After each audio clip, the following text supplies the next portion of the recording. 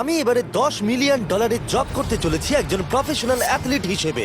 আর আমি দেখাতে চলেছি এইটা আর $2 লাখ অ্যাস্ট্রোনটের কাজের মধ্যে পার্থক্য। এটা দুর্দান্ত। আর $1 লাখ দেওয়া হয় ডাইনোসরের হাড় খুঁজে বার করার জন্য। ও মাই গড! আরো অনেক জব দেখাবো। আর সব থেকে কম টাকার জব যেটা আমি খুঁজে পেয়েছি, গোল্ড প্যানিং, যাদের রোজগার বছরে $1। কিন্তু আমরা মিলিয়ন উপার্জন করব। একদমই নয়।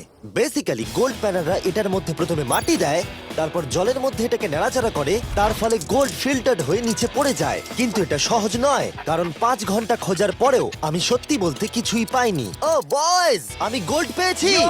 এই ছোট্ট জিনিসটার মূল্য কত হবে? এটা হবে 2 সেন্ট। আমি এটাই বলতে চেয়েছিলাম। সারা বছর এই কাজটা করে তুমি মাত্র $1 রোজগার করবে, কিন্তু সৌভাগ্যবশত আমরা সেই জব করতে চলেছি যেটা করে বছরে $10 মিলিয়ন রোজগার করা যায়। কিন্তু প্রথমে দেখা যাক যে কাজ করে মানুষ বছরে $1 লাখ রোজগার করতে পারে। মিউজিয়ামের জন্য ডাইনোসরের বোন খুঁড়ে বার করা। আর হ্যাঁ, এগুলো ফেক, কারণ ওদের অস্তিত্ব আর নেই। এটা হলো আমাদের কাজ করার জায়গা।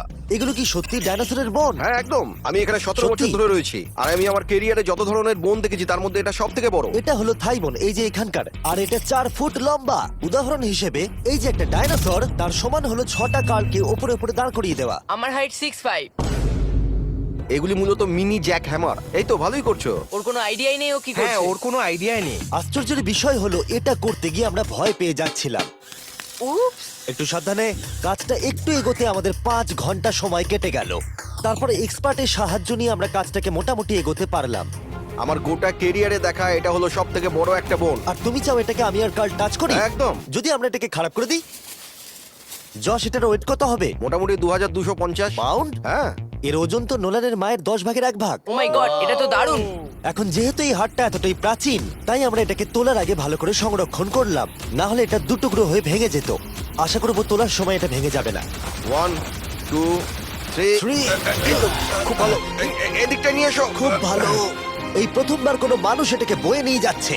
একজন ইউটিউবার ডাইনোসর বোন নিয়ে যাচ্ছে। টেবিলের সামনেটা নিয়ে চলো। ঠিক আছে। 1 2 চলো। এই তো খুব ভালো। কাল তোমার হাতটা দেখবে। বিশ্বাস করবে কিনা জানি না, কিন্তু এই ডাইনোসর বোনটা তার জায়গা খুঁজে নিল একটা মিউজিয়ামে। আর যেহেতু মিউজিয়াম খুবই বোরিং হয়, তাই আমরা চলে গেলাম $2 লাখ জবে, নাসাতে অ্যাস্ট্রোনট ট্রেনিং। আর আমার প্রথম মিশন হলো একটা অফিসিয়াল লুনার রোভার চালানো। এটা নিশ্চয়ই একদিন চাঁদে থাকবে। হ্যাঁ, এটাতে করেই একদিন আমরা চাঁদে ঘুরে বেড়াবো। ওরা আমাকে কেন এটা চালাতে দিল? দরজাটা খোলো। আমি এটাকে কি করে চালাবো? ওই স্টিকটাকে সামনের দিকে করো। এক্ষুনি? হ্যাঁ, করো, সামনের দিকে করো। অন্য কেউ চালাও, ও আমাদের মেরে ফেলবে। আমার ভয় লাগছে। হ্যাঁ, ঠিক হচ্ছে। ও, এটা তো দারুণ। চলো এবং টুইস্ট করো। ডান দিকে? ডান দিকে বা বাঁ দিকে, যেদিকে খুশি করতে ও মাই পারো। গড, ওখানে তো কার আছে? এটা কি রাস্তায় চালানো লিগ্যাল?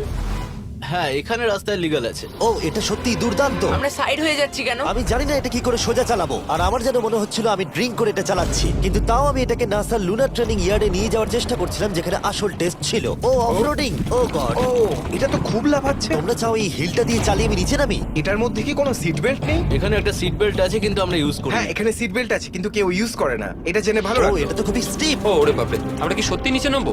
আমার সিট বেল্ট চাই এক্ষুনি। ও মাই গড। দাঁড়াও, আমরা হিল থেকে সাইড হয়ে থামাও, নামছি। থামাও গাড়িটাকে। ঠিক আছে, তোমার হাতটা তুলে নাও যাতে ওরা দেখে আমি চালাচ্ছি।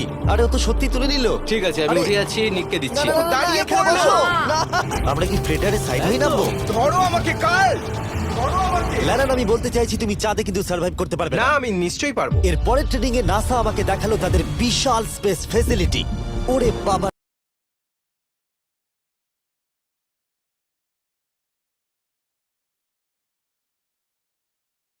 এটা হলো পৃথিবীর দ্বিতীয় বৃহত্তম পুল। সত্যি কথা বলতে মনে হচ্ছিল ওরা আমাদের কি ট্রেনিং দিচ্ছে, বিশেষ করে যখন আমাদেরকে স্পেস স্যুট দেখানো হলো। আমি যতদূর জানি তুমি একটা স্পেস স্যুট পরলেই তুমি অ্যাস্ট্রোনট হয়ে যাবে। কিন্তু এর মধ্যে একটা গন্ডগোল আছে। স্পেস ওয়াকে তোমাকে কি ডায়পার পড়তে হয়? তোমাকে 12 ঘন্টা স্যুটটা পরে থাকতে হবে।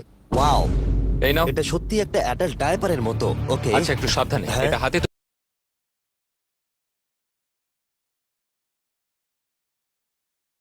তৈরি করা। এটা পরে কিন্তু অনেকবার স্পেসে ঘোরা হয়েছে।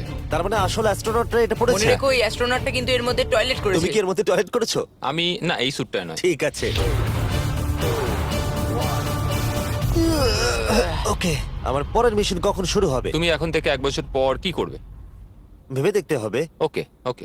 আমার ট্রেনিং এর ফাইনাল স্টেপে সবথেকে দুর্দান্ত জিনিসটা আমি করেছিলাম।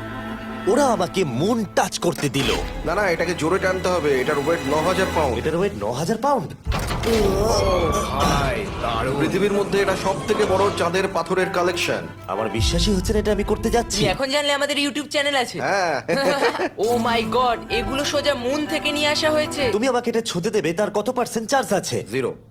গতকাল আমরা একটা ডাইনোসরের ফসিল খুঁজে বার করেছি, তাই আমি এই বিষয়ে এক্সপার্ট। আমি এটা টাচ করি? না। চেষ্টা তো করলাম। এই যে মেটেরিয়ালটা দেখতে পাচ্ছ, এটা হলো আসলে লুনার সয়েল। ও মাই গড, তুমি এখন চাঁদকে ছুঁয়ে ফেললে। ও, এটা তো দারুণ। তার মানে এই টিউবের ভেতরে চাঁদের মাটি আছে, আর এটাকে নিয়ে আসার পর খোলাই আর হয়নি। তোমরা চেক করনি? তাহলে এর ভেতর তো এলিয়েনও থাকতে পারে।